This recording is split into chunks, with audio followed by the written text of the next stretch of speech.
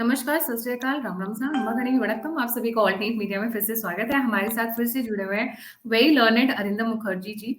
और आज का मुद्दा ऐसा है जो सुन के सबके कान खड़े हो जाएंगे, because people will not even believe the kind of facts that we are going to bring today on table. ये हिस्ट्री के पन्नों में बहुत दबाने की कोशिश की, specially by UK and Britishers, जिनको बोलूंगी। एक बहुत बड़ा गेम प्लान किया गया रशिया को टारगेट करने का, कॉर्नर करने का। और हथियार कौन था उनके हाथ में? वो था Pakistan.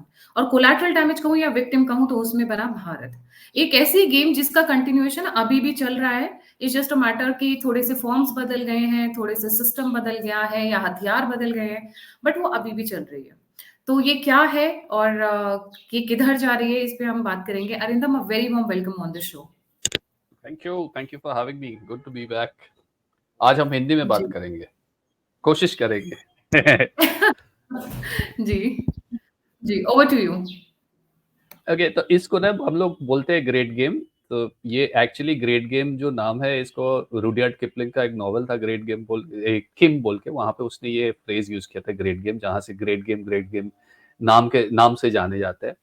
Actually it was called the tournament of shadows जो टर्म है इस रशियन ने कॉइन किया था। अब ये ग्रेट गेम बोलिए या टूर्नामेंट ऑफ शैडोज बोलिए, कुछ भी बोलिए, ये एक भयंकर किस्म का 200-250 साल वाला डुएल था रशिया और यूएसए और इंग्लैंड के बीच, यूनाइटेड किंगडम के बीच। तो एक टाइम था ना जब Russia started reasserting itself, Mongol rule को खत्म करने के बाद। पहले वो कुलिकोवो और उगरा रिवर, दोनों रिवर के, एक कुलिकोवो रिवर और एक उगरा रिवर, दोनों में मंगोल के साथ, गोल्डन होर्स मंगोल वाला के साथ ये लोग को बहुत लड़ाई हुआ। And the Mongol started retreating. तभी के टाइम से रशिया थोड़ा थोड़ा करके एक्सपैंड करने लगा। अब रशिया को क्या हुआ था ना, 200 साल मंगोल ने रशिया को पूरा वेस्टलैंड बना के रखा था बोल के, ये लोग का मंगोल को लेके एक बहुत भयंकर सा हैंगओवर था। तो when Russia started becoming strong, ये लोग के दिमाग में ये बैठ गया था कि यार ये कैसे भी किसी भी तरीका से हो, आगे का मंगोल का जो थ्रेट है इसको हम आगे आने ही नहीं देंगे। तो that is the crux of Russia's expansion towards central Asia. Mongol आता था सेंट्रल एशियन ट्राइबल लैंड से। तो रशिया जब थोड़ा पावरफुल होने लगे, लैंड एक्सपेंशनिस्ट पावर बनने लगे, तब Russia started expanding into central Asia. ये है रशिया। अब दिस इज 17th सेंचुरी, पकड़ के चलो। 17th सेंचुरी में यहाँ पे था लॉर्ड वेलेस्ली इंडिया में। वेलेस्ली तब कलकत्ता, मद्रास और बॉम्बे प्रेसिडेंसी को लेकर बैठा था। अब इसके कान में खबर आ गया कि रशिया थोड़ा थोड़ा करके एक्सपैंड कर रहा है। अब वेलेस्ली ने क्या किया, वेलेस्ली ने ये रशियन एक्सपेंशन प्लान, अच्छा रशिया के साथ तब के टाइम में नेपोलियन का भी एक जार आई थिंक पीटर के साथ थोड़ा बहुत नेपोलियन का दोस्ती था एक ब्रीफ टाइम पे, जब इन दोनों ने प्लान किया था कि हम लोग एशिया पे एक्सपैंड करेंगे। तो वेलेस्ली ने क्या किया था, अब इसको लेके यहाँ पे कलकत्ता में बहुत तब डर लग गया सबके बीच। तो Wellesley was a smart guy, उसने समझा कि यार ये उतना दूर से तो नहीं कर पाएंगे, लेकिन वेलेस्ली ने ये प्लान को दिखा के कि यार ये रशिया और नेपोलियन फ्रांस मिलके हम लोग को अटैक करेंगे, मेरे को थोड़ा सा आप आर्मी दो, मेरे को थोड़ा सा आप पैसा दो, हम थोड़ा अपना टेरिटरी एक्सपैंड करेंगे करके वेलेस्ली ने बहुत ही जल्दी, करीब करीब 14-15 साल में, मद्रास रेसिडेंसी और ब्रिटिश बॉम्बे प्रेसिडेंसी और बंगाल प्रेसिडेंसी से लेके मोरलेस गोटा इंडिया में छा गए। ओके, तो ग्रेट गेम का जब ग्रेट गेम खत्म हुआ 1890 इस टाइम में, जब एकदम एक टाइम आया था वो अफगानिस्तान तुर्कमेन बॉर्डर में रशिया और ब्रिटेन एक साथ मिलके, मतलब they were eye to eye with each others forces. तब उन्होंने ना वो क्या बोलता है, पंजदे बोल के एक जगह में अपना बॉर्डर लाइन खींचा था। Panjdeh is in present day of Turkmenistan.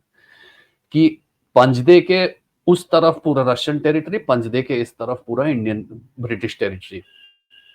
तो जब ग्रेट गेम खत्म हुआ हिसाब से ऑफिशियली, तब रशिया जो एक छोटा सा प्रिंसिपैलिटी था वो मॉस्को रिवर के आसपास में, उसने करीब करीब पूरा सेंट्रल एशिया और I don't know some 3.5 million square kilometre ऐसा कुछ उसने कब्जा कर लिया था, राइट फ्रॉम साइबेरिया एकदम टिल अबाउट तुर्कमेनिस्तान, एंड उधर पे भी यूक्रेन सब था।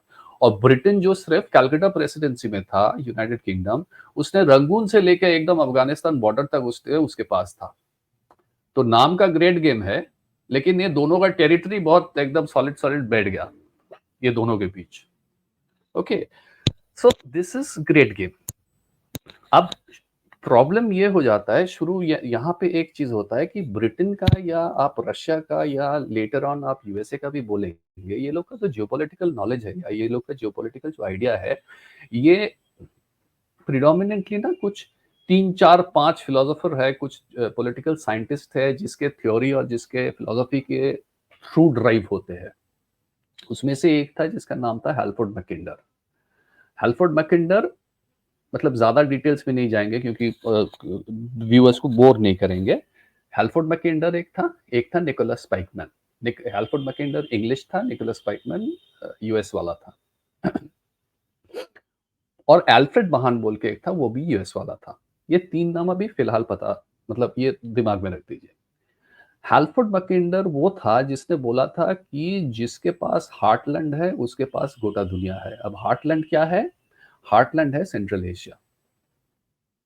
Okay, Halford Mackinder I think 1904 या 1905 में वो ज्योग्राफिकल सोसाइटी में एक पेपर प्लेस किया था, geographical pivot of the world history और समथिंग बोल के। अब हाँ, this is a very good map. अभी आप अगर आप अफगानिस्तान से लेके एकदम रशिया के ईस्ट एंड तक, विच इज साइबेरिया, से लेके पूरा रशियन एम्पायर से लेके आप एकदम रशियन एम्पायर का जो एंड है इस साइड में, मतलब वेस्टर्न एंड जो है रशियन एम्पायर का, वहां से लेके आप पूरा कैस्पियन सी की तरफ जो एक स्ट्रेट लाइन अगर आप खींचेंगे सीधा अफगानिस्तान तक, ये है अपना हैल्फोर्ड मैकिंडर का हार्टलैंड। और हैल्फोर्ड मैकिंडर ने बोला था कि हैल्फोर्ड मैकिंडर ना ये यूरेशिया को और अफ्रीका को इकट्ठा हैल्फोर्ड मैकिंडर बोलते थे वर्ल्ड आइलैंड। ओके, और ब्रिटेन, जापान, ये लोग को बोलते थे कि ये आउटलाइंग आइलैंड। और हैल्फोर्ड मैकिंडर का कहना ये था कि अगर आपको वर्ल्ड आइलैंड कंट्रोल करना है तो आपको हार्टलैंड कंट्रोल करना है। So whoever controls the heartland controls the world island. और ये ना ब्रिटिश लोग के दिमाग में बैठ गया था। So 19th century 18th century में somewhere in the back of their mind it was always there कि हाँ, हम लोग राज तो कर रहे हैं, हम लोग कॉलोनियल पावर तो है, लेकिन हम लोग हार्टलैंड पे कब्जा नहीं कर पाए। और ये हार्टलैंड का अभी भी चल रहा है गायत्री। अगर आप देखेंगे यूनाइटेड स्टेट्स आज के दिन में भी अफगानिस्तान में घुस के वहां पे डिस्टेबलाइज करने का कोशिश कर रहा है। आज भी तुर्कमेनिस्तान में घुस के वहां पे डिस्टेबलाइज, आज भी उज्बेकिस्तान में घुस के कभी आईसिस भेज रहा है, कभी अलकायदा भेज रहा है, कभी ये भेज रहा है। Their idea is not to destabilise. हाँ, ये तो है एडवांटेज कि वहां पे रशिया भी है, चाइना भी है, लेकिन ये लोग का लार्जर आइडिया इज वो हार्टलैंड को कैप्चर करना है। वो लोग अभी भी वही जो जियोपॉलिटिकल थ्योरी है उस पे चल रहे हैं। तो ये रहा आपका हैल्फोर्ड मैकिंडर। अब आ गया हो वो अमेरिकन वाला जिसका नाम था एल्फ्रेड महान। मतलब अगर मैं इसको ओवरली सिंप्लीफाई करूं Arindam, heartland means the most critical areas of the world जो पूरी वर्ल्ड इकोनॉमी को, ट्रेड को, फाइनेंसेस को कंट्रोल करते हैं, जिसमें भारत स्पेशली तो Gilgit Baltistan and the northern areas, Jammu Kashmir, आपका चित्रल, ये सारा एरिया आता है because they are very central. Like your city, एक हार्ट बोल दो, हार्टलैंड मतलब हार्ट, जो मतलब दिल है, जो कंट्रोल करेगा पूरे पेरिफेरी को एक तरीके से, और the power house, the engine house, the central area, nucleus. I think these are लेकिन इसमें इंडिया नहीं है। इंडिया आ जाता है रिमलैंड में। ओके, इंडिया आ जाता है रिमलैंड में। हार्टलैंड जो यहाँ पे मैप दिखा रहा है वो वही है कि जैसे मैंने बोला था कि अफगानिस्तान से लेके ईस्ट रशिया तक और इधर वेस्ट एकदम फिनलैंड से लेके आप कैस्पियन सी के अंदर से, ब्लैक सी कैस्पियन सी के अंदर से आप सीधा लाइन खींचो अफगानिस्तान तक, ये है आपका heartland. okay, which includes Russia, which includes Caucasus, which includes Central Asia, which includes Afghanistan also, part of Afghanistan. क्यों इंपॉर्टेंट है गायत्री, वो दूसरा मतलब वो दूसरा डिस्कशन हो जाएगा, उसमें आज नहीं जाते हैं। हाँ, तो ये है हार्टलैंड। अभी जहां तक क्या बोलते हैं एल्फ्रेड महान का सवाल है, एल्फ्रेड महान ने बोला कि बस अगर आपको ग्लोबल ट्रेड कंट्रोल करना है तो सी रूट्स जो है उसमें आपको प्राइमेसी रखना है। और अल्फ्रेड महान के हिसाब से, अल्फ्रेड महान वाज सो फेमस कि जर्मन नेवी भी उसका किताब पढ़ते थे, ब्रिटिश नेवी भी उसका किताब पढ़ते थे, एंड यूएस में भी तो चलता ही था। तो अल्फ्रेड महान ने बोला कि सी रूट्स में आपको प्राइमेसी जमाना है। और क्योंकि अगर आप देखेंगे कॉलोनियल हिस्ट्री देखेंगे, पहले सबसे पहले बहुत पावरफुल था Spanish navy. Spanish armada was very powerful. It was only when the British navy toppled the Spanish Armada उससे जो मैंटल छीन लिया, उसके बाद British navy became very powerful, and British navy का जो जो जो कॉलोनी का जो हिस्ट्री है, colonization of the entire world possible हुआ, मुमकिन हुआ, क्योंकि ब्रिटिश नेवी बहुत सॉलिड सा था। अब जब नेवी का बात करते हैं तब आ जाता है पोर्ट का। अब रशिया का मैप अगर आप देखेंगे, रशिया में ना पूरा जो ऊपर वाला हिस्सा है, जो सी फेसिंग हिस्सा है, वहां पे रशिया का जितना भी पोर्ट्स है वो सब फ्रोजन रहता है। कहते हैं कि 6 महीना फ्रोजन है, लेकिन एक्चुअली वो 8-9 महीना फ्रोजन रहता है। और अभी तो थोड़ा सा ग्लोबल वार्मिंग चल रहा है, थोड़ा सा डीफ्रीजिंग हो रहा है, लेकिन तब के जमाने में फ्रीजिंग तो पूरा ही फ्रीज था। तो वहां पे फ्रीजिंग मतलब क्या, पोर्ट में जहाज नहीं आएंगे, जहाज नहीं चल पाएंगे, तो आपका ट्रेड और कॉमर्स जो है वो बिल्कुल ठप बंद हो जाएगा। अब लैंड के भरोसे, लैंड रूट में वो छोटा मोटा थोड़ा सा 4-5 वैगन डाल के तो आप कुछ खास कुछ कर नहीं सकते, करते हो, क्योंकि जहाज के कंपैरिजन में, जहाज में जो वॉल्यूम मूव करता है वहां लैंड में कैसे मूव करेगा। So you need sea port, और सी पोर्ट भी वार्म वाटर पोर्ट जो पूरा साल खुला रहता है। इसीलिए अगर आप रशिया का एक्सपेंशन देखेंगे, जब एक तरह से वो साउथ सेंट्रल एशिया में एक्सपैंड कर रहा था, एक तरह से वो कॉकेशस में एक्सपैंड कर रहा था, ऑटोमन एम्पायर में बार बार जाके हमला कर रहा था, क्योंकि रशिया को ब्लैक सी का एक्सेस चाहिए। और ब्लैक सी का एक्सेस अगर मिल गया तो ब्लैक सी का एक्सेस से, ब्लैक सी से मेडिटेरेनियन सी मतलब खुला, मतलब you got the open market in front of you, because you then you have the shipping lane and the shipping routes and everything. So north of Russia was semi-frozen. The only one place जहां से Russia कुछ access कर सकता था वो है अपना, आपके सामने जो है ब्लैक सी। ब्लैक सी से बॉस्फोरस से ये आएगा, मेडिटेरेनियन आएंगे, and then Russia has got an access to open market. The only other option that Russia had in front of them was Arabian sea. तो रशिया जब अपना सेंट्रल एशिया में expand कर रहा था, तब रशिया का धंधा था, और ब्रिटिश लोग ये बहुत अच्छी तरह से समझते भी थे कि यार ये पंजदे बोल रहा है, ये तुर्कमेनिस्तान बोल रहा है, ये सब कुछ कर रहे हैं, लेकिन ये लोग का एक्चुअल आइडिया है कि आहिस्ता आहिस्ता आहिस्ता आहिस्ता push push push push push till the time they reach Arabian sea. 1890s में जब वो पंजदे का ट्रीटी हुआ था, व्हेन ब्रिटिश इंडिया में तभी भी था, तब तो कोई प्रॉब्लम नहीं था। ठीक है, रशिया को तब तक वो कॉकेशस वाला जो झमेला चल रहा था, कॉकेशस रीजन में Russia had to face about uprising for about 25 years, जो कि ब्रिटिश का मदद से वो अपराइजिंग हुआ था दागेस्तानी और सिरकेशन रेबल में। वो दागेस्तानी और सिरकेशन को ब्रिटिश लोग पैसा देता था और आर्म्स एंड एम्यूनिशन सप्लाई करता था कि रशिया को ब्लीड रशिया। तो Russia manage to overcome that. तो थोड़ा सा भी उसको ब्लैक सी वाला एक्सेस मिल गया। रही बात अरेबियन सी का, पंजदे में तो ट्रीटी हो गया, this part of the world is British India, other part of the world is Russia, तो आपको एक्सेस नहीं मिल रहा है अभी। ये बहुत जल्दी चेंज हो गया, क्योंकि 1930s में जब ब्रिटिश लोग को पता चल गया कि मेरे को हम लोग को अभी इंडिया छोड़ के जाना है, because things are becoming very bad and it is probably time for us to leave and we can not control, because अब एक तो पैसा नहीं है, दूसरी बात है कि India as a consumer market also, India was not very good, because Japan से तब बहुत लो कॉस्ट में बहुत हाई फंडा प्रोडक्ट्स आना शुरू हो गया था, because Japan had industrialised really fast and Japan had industrialised in a brilliant way. तो हम लोग ब्रिटिश प्रोडक्ट उतना ज्यादा यूज करना पसंद नहीं करते थे तब। तो ऐसा कैप्टिव मार्केट ऑल्सो इंडिया का हालत खराब था, और इंडिया में पैसा नहीं था। आपने फेमिन लगा लगा के ऐसा हालत कर दिया कि आदमी के पास पैसा नहीं है। So lot of reasons, they realise कि यार हम लोगों को जाने का टाइम हो गया। जब जाने का टाइम हो गया, अगर हम निकल जाएंगे यहाँ से, और इस मौका में रशिया ने अगर घुस गया अरेबियन सी तक, तो फिर क्या होगा। That is where the idea of putting in Pakistan there comes in. Pakistan creation was not a new idea. कि हिंदू मुस्लिम में तो लड़ाई पिटी हम लोग करा चुके हैं, एंड एनीवे हिंदू मुस्लिम में प्रॉब्लम होना ही होना है। There has to be a separate country, probably for the best reason. लेकिन वहां पाकिस्तान क्यों? ये जो बंगाल बिहार स्ट्रेच है, जहां से सबसे ज्यादा मुसलमान वोट किए थे पाकिस्तान क्रिएशन के लिए, वहां क्यों नहीं? Why in that particular slot of land? और वो लैंड देखेंगे वो ज्यादा डीप नहीं है, it's a very narrow width land.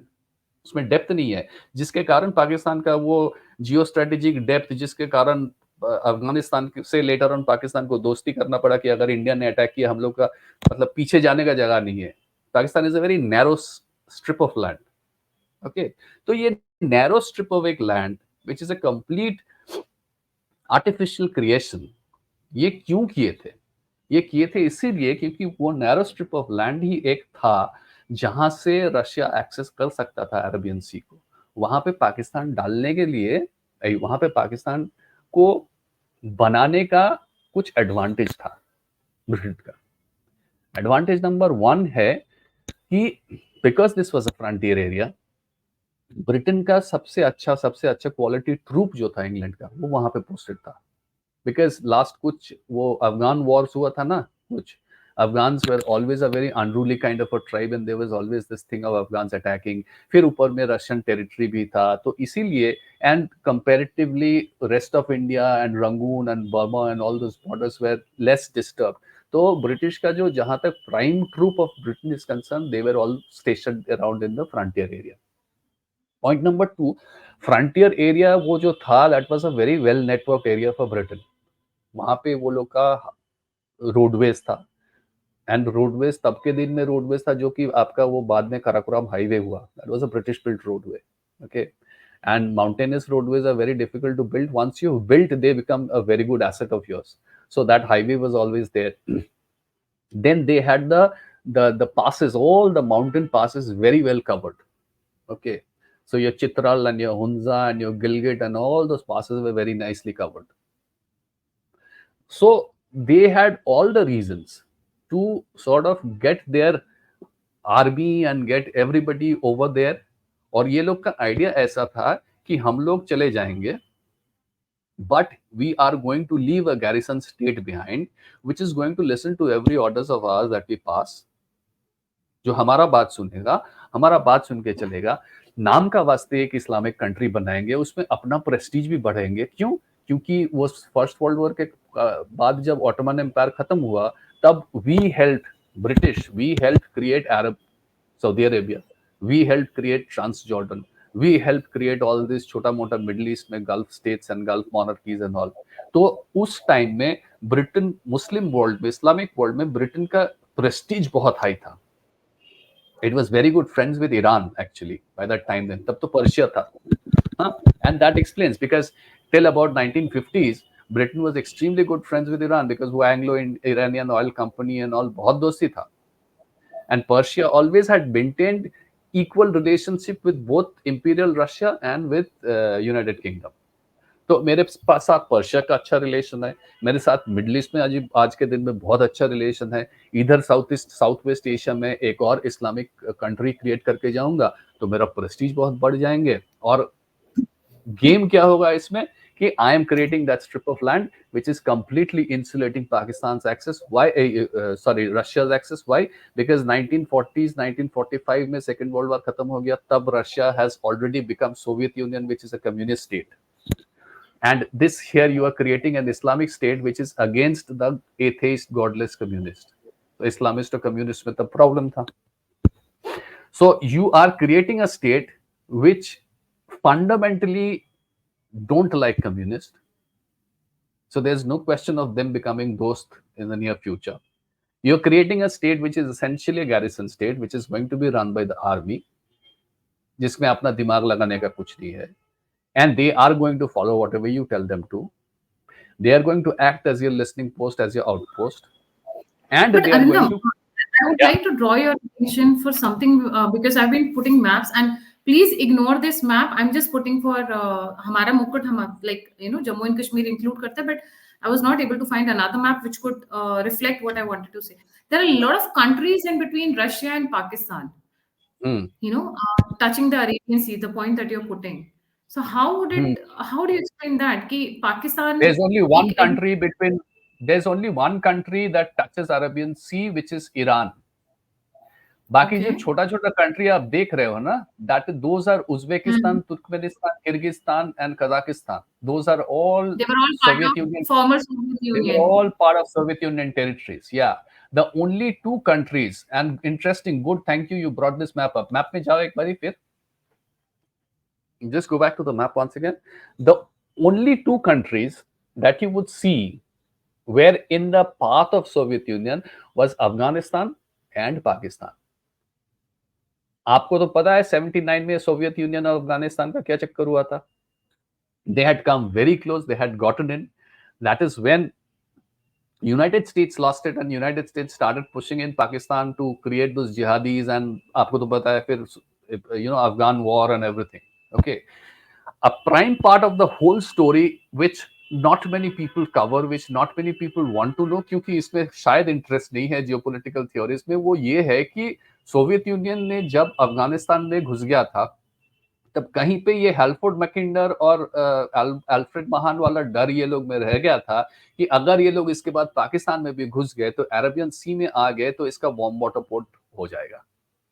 Okay, जो कि ये लोग को नहीं reflects what this is former Soviet Union, and there's, as you said, only a small strip of land that connects, Pakistan and former Soviet Union.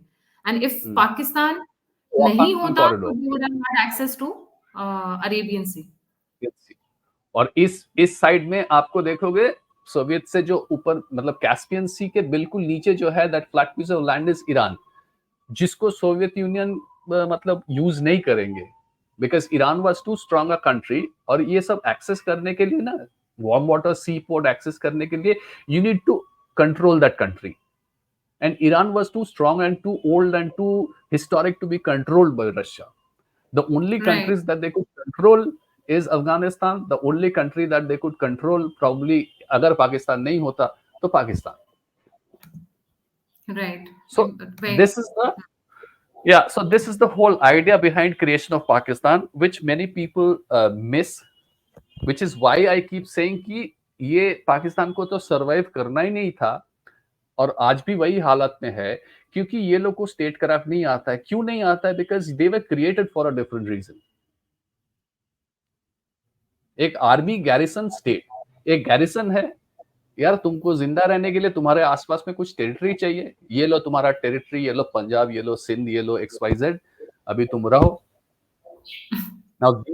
Now these people have no idea about governance. These people have no idea about administration. These people have no idea about anything. They just know how to play war games, वो भी छोटा मोटा tactics. तो वो उसने कुछ देर क्या बोलते हैं उसको, उसने कुछ देर अफगानिस्तान में उसने कुछ प्रॉब्लम किया, कुछ साल उसने कश्मीर में प्रॉब्लम किया, कुछ साल उसमें कहीं पे और प्रॉब्लम किया, किराए का आर्मी बना लिया, कभी सऊदी को भेजता है, कभी टर्की को भेजता है, कभी कहीं को भेजता है. They don't have the vision in place, they don't have any long run plan in place, they don't know XYZ of economy.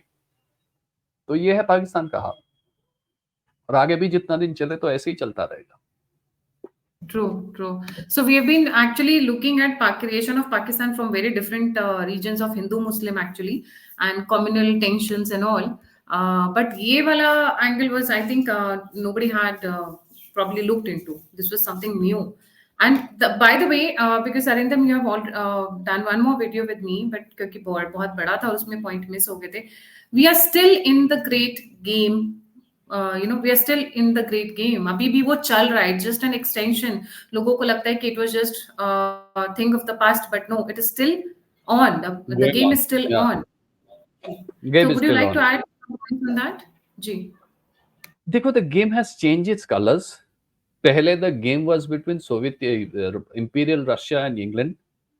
उसके बाद द गेम बिकेम जब 1945 हो गया, जब सेकेंड वर्ल्ड वॉर का बात क्यों कर रहे हैं बार बार, फर्स्ट वर्ल्ड वॉर के बाद ही, when Soviet Union, when Russia became Soviet Union, when the white Tsarist army got defeated by the Bolsheviks, and when Soviet Union became communist Soviet Union, तब लेनिन का एक ड्रीम था कि पूरा east in the sense पूरा Asian market में हम लोग communism फैलाएंगे.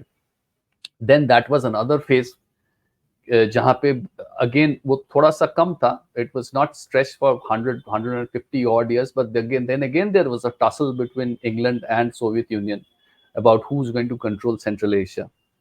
Ultimately England had to leave because England was poor and colonialism was a thing of the past. लेकिन वो मैंटल चला गया यूनाइटेड स्टेट्स के पास, okay, global leader ka. So at the one end you had Russia, at the other end you had United States, and these two these two giants were maintaining that balance of power around the whole world. तब जब United states power में था, तब United states ने शुरू किया था कि कैसे सोवियत यूनियन को अंडरमाइन करे, उधर सोवियत यूनियन भी कोशिश कर रहा था कैसे उसको अंडरमाइन करे। तो जो चीज को हम लोग कोल्ड वॉर बोलते हैं, वो भी ग्रेट गेम का ही एक पार्ट है उस हिसाब से देखे तो। ओके, 1990 के बाद जब सोवियत यूनियन नहीं रहा, जब बर्लिन वॉल खत्म हो गया and everything and become a unipolar world once again, तब आप देखेंगे इंटरेस्टिंगली यूनाइटेड स्टेट्स बहुत जोरों शोरों से कोशिश किया सेंट्रल एशिया में घुसने के लिए। That was the time when Turkmenistan, Uzbekistan सब अलग हो गया। Okay, that was the time जब तुर्कमेनिस्तान में गैस डिस्कवर हुआ, and Turkmenistan probably has the fourth or the fifth largest gas reserves in the world. United states तब बहुत भयंकर कोशिश कर रहा था तुर्कमेनिस्तान में घुसे। तुर्कमेनिस्तान में I think there was this Saparmurat Niyazov या ऐसा कुछ था, उसका प्रीमियर तब था। ओके, तो उसने राजी भी हो गया तुर्कमेन गैस देने के लिए। लेकिन तुर्कमेन गैस का प्रॉब्लम ये है कि तुर्कमेन गैस को ओपन मार्केट में आने के लिए, देखिए गैस या ऑयल रहना मतलब ही आप अमीर नहीं हो गए हो, वो गैस को ओपन मार्केट में निकलना चाहिए। और वो गैस ओपन मार्केट में कैसे निकलेंगे, कैसे? पाइपलाइन के थ्रू निकलेंगे। तुर्कमेनिस्तान से पाइपलाइन बाहर ओपन मार्केट, मतलब अगेन वार्म वाटर पोर्ट आने का एक ही तरीका था, अफगानिस्तान पाकिस्तान से अरेबियन सी। तो एक पाइपलाइन का प्लान किया गया था, तुर्कमेन अफगान पाइपलाइन बोल के या ट्रांस अफगान पाइपलाइन बोल के। तो वो एक अलग कहानी है। सो इसका मतलब है जब भी सोवियत यूनियन थोड़ा वीक हो गया, रशिया थोड़ा मतलब वो लोग क्रम्बल कर गया, then communism disappeared, it was a unipolar world once again. United States फिर वर्ल्ड का अगेन यूनिपोलर हेजमन बन गया, वो फिर सेंट्रल एशिया में घुस गया। तो ये जो हैल्फोर्ड मैकिंडर का जो फंडा था कि जो भी हार्टलैंड को कंट्रोल करेगा वो वर्ल्ड आइलैंड को कंट्रोल करेगा, यूनाइटेड स्टेट्स आज भी उसका कोशिश कर रहा है। अब यहाँ पे इंटरेस्टिंग आ जाता है तीसरा आदमी जिसका नाम मैंने एक बार बोला था, निकोलस पाइकमैन बोल के। निकोलस पाइकमैन एक बहुत इंटरेस्टिंग सा चीज बोला था कि अगर तुम हार्टलैंड को कंट्रोल नहीं कर सकते हो तो कोई बात नहीं, अगर तुम हार्टलैंड को नहीं कंट्रोल कर सकते हो लेकिन तुम मैरिटाइम पावर हो, जो कि यूएस तो है, USA is the number 1 maritime power in the world today. तुम हार्टलैंड ना कंट्रोल करो कोई प्रॉब्लम नहीं, लेकिन तुम मैरिटाइम पावर हो तो हार्टलैंड के एडजॉइनिंग जो रीजन है, हार्टलैंड और सी के बीच जो रीजन है, जिसको निकोलस पाइकमैन बोलते थे रिमलैंड, जिसमें इंडिया आता है, ओके, जिसमें पार्ट ऑफ यूरोप आता है, जिसमें अपना ये इंडोनेशिया, फिलीपींस वगैरह वगैरह सब आता है, बैंकॉक मतलब थाईलैंड वाईलैंड वगैरह सब आता है, इसको निकोलस पाइकमैन बोलते थे रिमलैंड। तो ये बोलते थे कि ये तुमको हार्टलैंड अगर तुम कंट्रोल नहीं कर पाते हो तो कोई बात नहीं यार, you control west Europe, you control Middle East, you control Iran, you control India, you control the monsoon island, which is essentially the Cambodia and the Vietnam and the Thailand of the world. Then you can at least contain a heartland power. इसीलिए Nicholas पाइकमैन को बोलते हैं कि the master of containment. इसको बाद में George Keenan ने, Henry Kissinger का बाप कह सकते हो, हेनरी किसिंजर जो कुछ दिन पहले जिसका हो गया खत्म, सो जॉर्ज कीनान ने इसके ऊपर एक बहुत सा इलैबोरेट पॉलिसी बनाया, जिसको इसीलिए जॉर्ज कीनान को बोलते हैं गॉडफादर ऑफ कंटेनमेंट, जिसको यूनाइटेड स्टेट्स 1960 से एकदम हार्ट एंड सोल फॉलो करते आ रहे हैं, और जिसके कारण United States has always sought to control Europe, जिसके कारण United States has always sought to control Middle East. कितना भी झमेला वो लोग घुस जाते हैं मिडिल ईस्ट में, कुछ उससे हो ना हो वो घुस जाते हैं मिडिल ईस्ट में।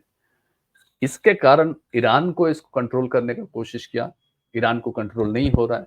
इसके कारण ये लोग वियतनाम में गए, लड़ पड़े, हालांकि वो तो है कम्युनिज्म के लिए, ये कम्युनिज्म वर्सेस एंटी कम्युनिज्म वगैरह वगैरह, but at the end of it अगर आप जियोपॉलिटिकल थ्योरीज के हिसाब से देखते हैं तो ये हैल्फोर्ड मैकिंडर, एल्फ्रेड महान और निकोलस पाइकमैन का बनाया हुआ जो मैप आप बार बार दिखा रहे हो, इसी के ऊपर पूरा ये जो एक्सेस और कंट्रोल का जो गेम है वो पूरा इसके ऊपर चल रहा है। वो ग्रेट गेम के टाइम से चालू हुआ था, वो अभी भी चल रहा है। अब अगर चाइना को देखेंगे इंटरेस्टिंगली, यही सेम अगर आप ये हार्टलैंड वाला मैप देखेंगे, चाइना क्या कर रहा है, आपका आपने चाइना का बेल्ट एंड रोड इनिशिएटिव अगर फॉलो किया तो आप देखोगे कि China is actually spreading around Eurasian landmass. Belt and Road Initiative में यूरेशियन Yes. लैंडमास के अंदर अंदर अंदर अंदर से they are spreading and they are trying to reach Europe. क्यों? They are also following the same heartland and rimland theory, actually. They want to control heartland. They want to control True. heartland. जी. So this is what the whole game is all about. जी, thank you so much Arindam for joining. जाने से पहले सभी viewers से request है, please don't forget to like, subscribe and share the alternate media. अगर आप कंट्रीब्यूट करना चाहते हैं, फीडबैक देना चाहते हैं, मुझसे जुड़ना चाहते हैं, तो सभी लिंक्स डिस्क्रिप्शन बॉक्स में। इसी के साथ जय हिंद, जय श्री राम, हर हर महादेव। Thank you.